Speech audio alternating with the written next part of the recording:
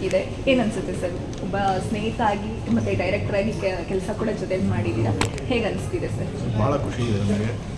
ತುಂಬ ಒಳ್ಳೆ positive note ಇವತ್ತು. ಹನುಮ ಜಯಂತಿ ಅಂದರೆ ಹನುಮಂತ ನಂಬರು, ಆಂಜನೇಯ ನಂಬರು ಯಾರನ್ನೂ ಕೈ ಬರೋಲ್ಲ. ಹಾಗೆ ಇವತ್ತಿನ ದಿನವೇ ಅದೊಂದು ಅದ್ಭುತವಾದಂಥ ಸುದ್ದಿ ನಮಗೆ.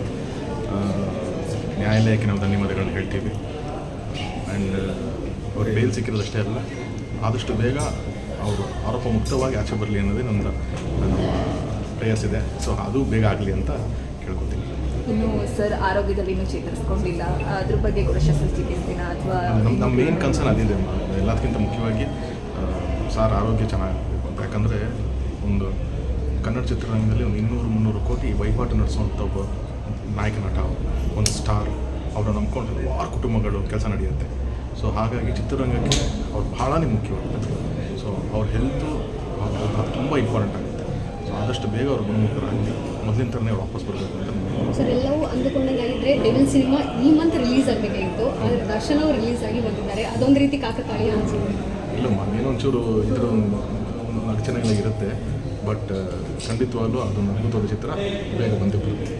ದರ್ಶನ್ ಫ್ಯಾನ್ಸ್ ಅವರ ಮನೆ ಮುಂದೆ ಎಲ್ಲ ಸಂಭ್ರಮ ಮಾಡ್ತಿದ್ದಾರೆ, ಜೊತೆಗೆ ಫೋಟೋ ಹಿಡ್ಕೊಂಡು ದೇವ್ರಿಗೆ ಯಾವ ರೀತಿ ಪೂಜೆ ಮಾಡ್ತಾರೆ ಅದೇ ರೀತಿ ಮಾಡ್ತಿರುವಂಥದ್ದು. ಬೇರೆ ಕಡೆ ಎಲ್ಲ ಸಹ ಅದೇ ರೀತಿ ಸಂಭ್ರಮ ಮನೆ ಮಾಡಿದೆ. ಏನು ಬೇಕು? ಸೊ ಖುಷಿ ಅಲ್ಲ, ಎಲ್ಲರಿಗೂ ಅದೊಂದು ಖುಷಿ ಇದೆ. ಆ್ಯಂಡ್ ನಾನು ಹಿಂದೆ ನೋಡಿದ್ದೀನಿ, ಇವಾಗ ಅದು ಹೇಳ್ತೀನಿ, ಅದು ದರ್ಶನ್ ಸರ್ ಪುಣ್ಯನ ಆ ಥರದ ಒಂದು ಅಭಿಮಾನಿ ಬಳಗ ಪಡೆದಿರೋದಕ್ಕೆ ಅಥವಾ ಅಭಿಮಾನಿಗಳ ಪುಣ್ಯನ ಈ ಥರದ ಒಂದು ಚೆನ್ನಾಗಿ ಪಡ್ತಿರೋದಕ್ಕೆ ಅವರಿಬ್ಬರದ್ದು ಒಂದು ಸಂಬಂಧನ ಅಷ್ಟು ಸ್ಟ್ರಾಂಗ್ ಆಗಿದೆ. ಸೊ ಅವ್ರು ಇವಾಗಲ್ಲ, ಯಾವತ್ತೂ ದರ್ಶನ್ ಸರ್ ಜೊತೆ ಟ್ರಾವೆಲ್ ಮಾಡಿದ್ದಾರೆ. ಅವ್ರ ಅಭಿಮಾನಿಗಳು ಅಷ್ಟೇ ಪ್ರೀತಿ ತೋರಿಸಿದ್ದಾರೆ, ಒಂದು ಸ್ಟ್ರೆಂತ್ ಅವ್ರಿಗೆ. ಸೊ ಖಂಡಿತವಾಗ್ಲೂ ಅವ್ರ ಖುಷಿ ಬರ್ತಾ ಇರೋದು ಏನು ಅಷ್ಟೇ. ಇವತ್ತು ಸುಮಾರಷ್ಟು ವಿಷಯಗಳು ಲಿಂಕ್ ಆಗ್ತಿದೆ ಸರ್. ಸ್ಯಾಂಡಲ್ವುಡ್ ಇರ್ಬೋದು, ಬಾಲಿವುಡ್ ಇರ್ಬೋದು. ಈ ಕಡೆ ದರ್ಶನ್ ಸರ್ ರಿಲೀಸ್ ಆದರೆ ಆ ಕಡೆ ಅಲ್ಲು ಅರ್ಜುನ್ ಅವರು ವಿಚಾರಣೆಗಂತ ಫ್ಯಾನ್ಸ್ ಏನಾಯಿತು, ಅದು ಕಾಸುಳಿತಾಯಿಂದ ಒಬ್ಬರು ಸಾವಾಯಿತು, ಆ ವಿಚಾರಣೆಗಂತ ಜೈಲು ಮೆಟ್ಲೇರಿರುವಂಥದ್ದು ಪ್ರಕರಣ ಏನಾದರೂ ನನಗೆ ನಮ್ಮ ದರ್ಶನ್ ಸರ್ದು ಅದ್ರ ಬಗ್ಗೆ ಆದರೆ ನನಗೆ ಓಕೆ. ಇನ್ನು ಅಲ್ಲೇನು ನಡೀತಿದೆ ಅವ್ರಿಗೆ ಏನದು ಅಷ್ಟು ಗೊತ್ತಿಲ್ಲದ್ರ ಬಗ್ಗೆ ನಾವು ಯಾಕೆ ಮಾಡ್ತೀವಿ ಸರ್? ನಿಮ್ಮ ಮೊದಲು ಈ ವಿಚಾರ ಗೊತ್ತಾಗಿದ್ದು ಎಲ್ಲಿ? ಈಗ ನನಗೆ ಈಗಲೇ ಒಂದು ಇಲ್ಲಿ ಬರಬೇಕು, ಒಂದಿವೆ ಬರ್ಬೇಕಾದ್ರೆ ನನಗೆ ಗೊತ್ತಾಯಿತು. ಫೋನ್ ಕಾಲ್ ಶುರುವಾದಲ್ಲಿ ಗೊತ್ತಾಯಿತು ನನಗೆ. ಯಾಕಂದ್ರೆ ನಾನು ಟ್ರಾವೆಲ್ ಮಾಡ್ತಿದ್ನಲ್ಲ, ನಾನು ಟಿ ವಿ ನೋಡೋಕ್ಕಾಗಿರಲಿಲ್ಲ. ಸೊ ಫೋನ್ ಕಾಲ್ಸ್ ಬರಬೇಕಾದ್ರೆ ಒಂದು ಗೊತ್ತಾಗಿತ್ತು ನನಗೆ. ಆ್ಯಂಡ್ ಒಂದು ಖುಷಿನಲ್ಲೇ ಅದೇ ಹೇಳಿದ್ನು, ಬರ್ತಾನೆ ಒಂದು ಒಳ್ಳೆ ಖುಷಿನಲ್ಲಿ ಬಂದೆ. ನಿಮ್ಮ ಫ್ರೆಂಡ್ಸ್ ಬಳಗದವರು ಅಂತ ಇರ್ತಾರೆ, ಕಾಲ್ ಮಾಡಿ ಮಾತಾಡ್ಕೊಳೋದು ಏನಿಲ್ಲ, ನೀವು ಬಂದ ತಕ್ಷಣ ಇಲ್ಲೇ ಇದ್ದೀನಿ, ನಿಮ್ಮ ಮುಂದೆ ನಿಂತಿದ್ದೀನಿ, ಈಗ ಹೋಗ್ತಾ ಮಾತಾಡ್ಕೊಂಡು ಹೋಗ್ತೀನಿ ಅಷ್ಟೇ. ಹಾಗೆ ಸರ್, ಈಗಾಗಲೇ ಸರ್ ಚಿತ್ರಣವಾಗ ತುಂಬ ವರ್ಷಗಳ ಹಿಂದೆ ತೆಗೆದಿರುವಂಥದ್ದು ಇತ್ತೀಚೆಗೆ ತೆರೆ ಕಂಡಾಗಲೂ ಕೂಡ ಅದು ಸಾಕಷ್ಟು ಸಕ್ಸಸ್ಸನ್ನು ಅನುಭವಿಸಿದೆ, ಅಂದರೆ ಹೌಸ್ಫುಲ್ ಆಗಿತ್ತು.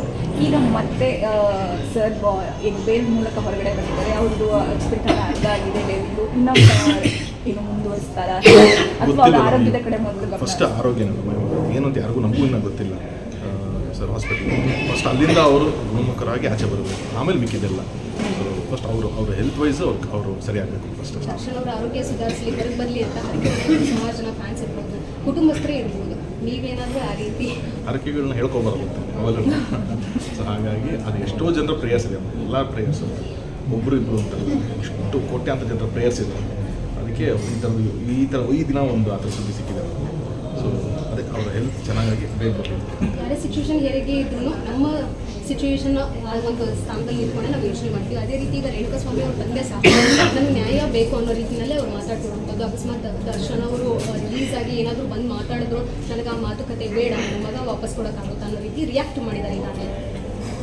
ಈಗ ನಾವು ಅವ್ರ ಮನೇಲಿ ಅವ್ರು ನೋಡಿದ್ರೆ ಅವ್ರು ಅದಕ್ಕೆ ಸ್ಪಂದಿಸ್ತೀವಿ. ಈಗ ನಾವು ಅದಕ್ಕೇನು ಕಮೆಂಟ್ ಮಾಡೋಕ್ಕಾಗಲ್ಲ. ಈಗ ನಾವೆಲ್ಲ ಮನುಷ್ಯರಲ್ವ, ನಮಗೆ ನಮ್ಮವರು ತಮ್ಮವರು ಅಂತಂದರೆ ನಮಗೊಂದು ಒಲವು, ನಮಗೊಂದು ಸೆಳೆತಾ ಇದ್ದೇವೆ. ಸೊ ಹಾಗಾಗಿ ನಾನು ಏನಿದೆ ನನ್ನ ದರ್ಶನ್ ಸರ್ದು ಏನು ಅದ್ರ ಬಗ್ಗೆ ಹೇಳ್ಬೋದು, ಅಲ್ಲಿ ಅವ್ರ ಪರವಾಗಿ ಹೇಗೆ ಮಾತಾಡ್ತೀನಿ. ಸೊ ನನಗೇನಂದರೆ ಆದಷ್ಟು ಬೇಗ ಹುಷಾರಾಗಿ ಆಚೆ ಬರಬೇಕು ಅನ್ನೋದು, ಆ್ಯಂಡ್ ಆರೋಪ ಮುಕ್ತವಾಗಿ ಆಚೆ ಬಂದುಬಿಡಬೇಕು ಆದಷ್ಟು ಬೇಗ ಅನ್ನೋದೇ ಒಂದು ನಮ್ಮ ಪ್ರಯಾಸ.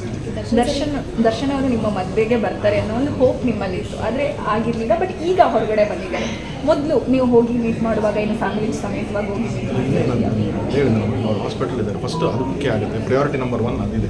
ಅವ್ರು ಹುಷಾರಾಗಿ ಬರಬೇಕು ಅನ್ನೋ ಪ್ರಯಾರಿಟಿ ನಂಬರ್ 1. ಅದಾದಮೇಲೆ ಮಿಕ್ಕಿದೆಲ್ಲ ಪ್ಲಾನಿಂಗ್ಸ್ ಮಾಡಬೇಕು. ಫಸ್ಟ್ ನಮ್ಮದು ನೋಡ್ಕೊಳ್ಳೋಣ, ನಾವೇನು ಆ ಥರದಲ್ವಲ್ಲ ಯೋಚನೆ. ಸೊ ಫಸ್ಟ್ ಪ್ರಯಾರಿಟಿ ನಂಬರು ನಮ್ಮ ತಂದೆಲ್ಲ ಇರೋದು, ಸಾರ್ ಆರಾಮಾಗಿದ್ದಾರೆ ಅಂತ ಅನ್ನೋದು ಬರಬೇಕು ನಮಗೆ ನ್ಯೂಸ್.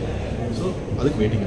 ದರ್ಶನ್ ಅವ್ರು ನೋಡಿದ್ರೆ ಒಂದು ಸ್ಮೈಲ್ ಕೊಡ್ತಾರೆ, ಯಾರನ್ನೇ ಅವ್ರು ಅಕ್ಕ ಬರ್ದಾಗಿರ್ಬೋದು ಅಥವಾ ಅವ್ರು ಪರಿಚಯಿಸ್ತಿರ್ಬೋದು. ಏನಾದರೂ ನಿಮ್ಮನ್ನು ಅಕಸ್ಮಾತ್ ಇದನ್ನೇನಾದರೂ ನೋಡಿದ್ರೆ, ಮೀಟ್ ಮಾಡಿದ್ರೆ ಯಾವ ರಿಯಾಕ್ಷನ್ ಕೊಡ್ಬೋದು, ಏನು ಮಾತಾಡ್ತಾರೆ?